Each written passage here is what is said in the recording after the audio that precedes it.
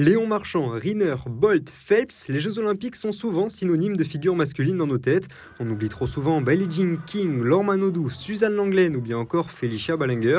À Nice, le Musée national du sport a mis en place une exposition éphémère, Les ailes des Jeux, afin de mettre à l'honneur ces grandes dames. Moi, je trouve que ces dernières années, avec tout ce qui est féministe et tout, on commence à de plus en plus à parler des femmes, mais il y a quand même certains trucs où on parle plus des hommes. Connaître l'histoire des femmes dans le sport, parce que c'est pas non plus très récent que les femmes elles puissent participer au sport. Cette exposition voit le jour grâce à de nombreux dons des différents athlètes. Le musée a répertorié des milliers de reliques, certaines exposées derrière les vitrines et d'autres bien conservées dans les réserves. Une tenue de Jeannie Langot, la cycliste, qui a été multiple championne de France, championne du monde, championne olympique.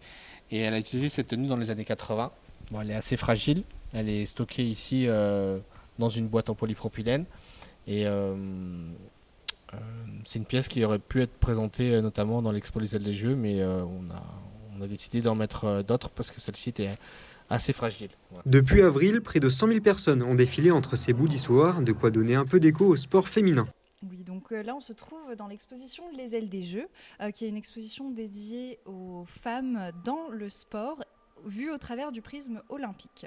Donc on a voulu illustrer cette histoire à l'occasion des JO de 2024 pour montrer justement comment le sport a aidé la femme à évoluer dans la société, que ce soit par les avancées technologiques permises par le sport ou justement par la société qui lui ont permis de libérer de la place pour pratiquer le sport. Le sprint final est lancé, l'exposition fermera ses portes le 3 novembre.